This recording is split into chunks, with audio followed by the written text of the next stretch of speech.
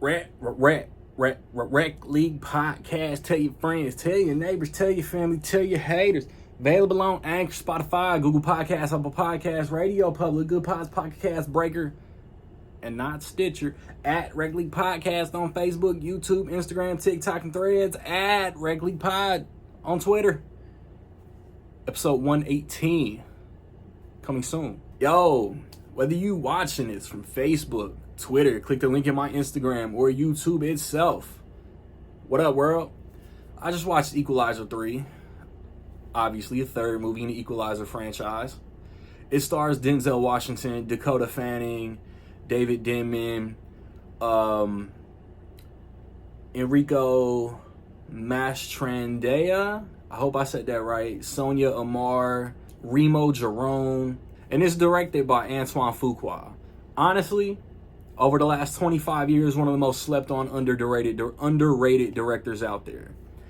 Replacement Killers, Bait, Training Day, Tears of the Sun, King Arthur, Shooter, Brooklyn's Finest, Olympus Has Fallen, the better Die Hard in the White House movie, The Equalizer, Southpaw, The Magnificent Seven, The Equalizer 2. What's the Jake Gyllenhaal joint on Netflix? Is it called The Guilty?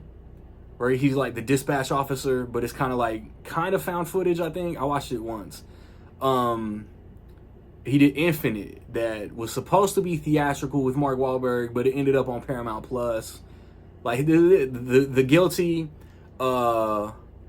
Infinite, and Emancipation with Will Smith on Apple TV. Those are his COVID movies. He got like a COVID trilogy unofficially. And then he did this. You got Robert McCall. He's in Naples, Italy. Just trying to chill. Just trying to settle down. Just trying to relax. This the community is like familial. Everybody is like mom and pop businesses. Everybody takes care of each other. But then, obviously, it's some knuckleheads that need equalized. I'm always excited for new Denzel. I'm always excited for new Antoine Fuqua. I'm always excited for new Equalizer. The first Taken movie kind of started the trend of the old man action movie. It's great. 2 and 3 are varying degrees of okay, watchable to trash. John Wick has like the perfect quadrilogy of old man action movies that kind of like perfected that shit. I'm saying old man, but like, does Atomic Blonde count as like an older action hero movie? Like, I don't want, like, Charlize Theron to me ain't old. Like, Keanu is pushing 60. Denzel is around 60. Liam Neeson is around 60. So, like, Atomic Blonde is kind of the genre, but not really. And then, like, The Equalizer, very consistent, very entertaining, great action, great acting, great direction. But I feel like it's going to be the trilogy that among this wave of the old man whooping ass might get overlooked. All these movies are self-contained. All these movies stand on their own. You can watch one and not watch the rest of them as like catch up. You know what I'm saying? If you follow me on social, like, I do it just because it's fun to me. But yeah, like coming back to Denzel, like, these movies could get stale.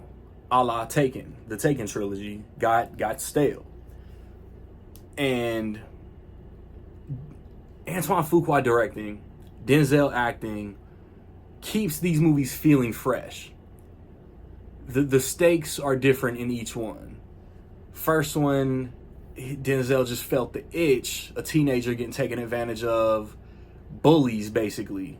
You know what I'm saying? It's basically, the first movie is basically some I don't like bullies shit. Motherfuckers taking advantage of the system. Whatever. It's great.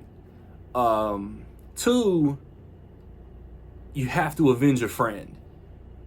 3, the motivation for 3 is Denzel just not wanting, or Robert McCall not wanting his new home where he's starting to feel a sense of peace to be bullied, to be corrupted. And it's like great how it goes down. Like, there were scumbags in 1, there were scumbags in 2.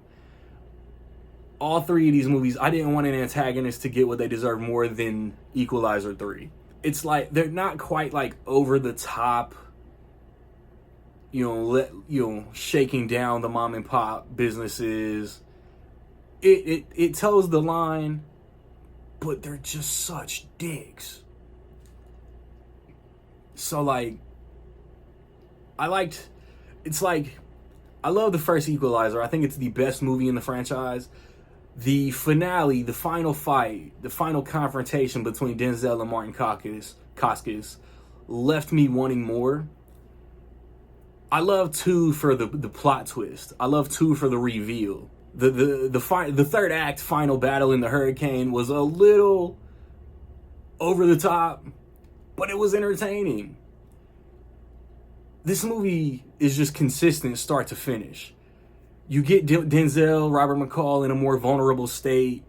Reconnecting with Dakota Fanning was very cool, even if there's not that Man on Fire reference that I think everybody wanted, or I didn't catch. And then when the equalizing equalizes, is very satisfying. Maybe it was just me, but like the Italy setting gave me like Godfather 2 vibes. Maybe that was obvious and I'm just Captain Obvious over here. I think it was like, to use the word again, a very satisfying third part of a very strong trilogy.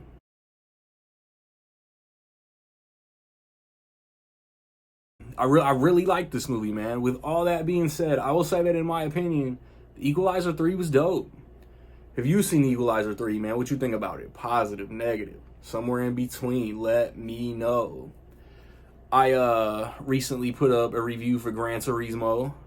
2 weeks ago, I put up reviews for Blue Beetle and Strays. Next weekend, I'm not going to the theater, as far as I know. So, in 2 weeks, come back and check me out for a Haunting in Venice review. Rec League Podcast this upcoming weekend. I think we're going to do a summer movie recap. Everything from Guardians of the Galaxy to Volume 3 to the Equalizer 3. Be on the lookout, man. Like, subscribe, comment. Find me where you find me. Don't know where to find me. Watch these credits. Peace.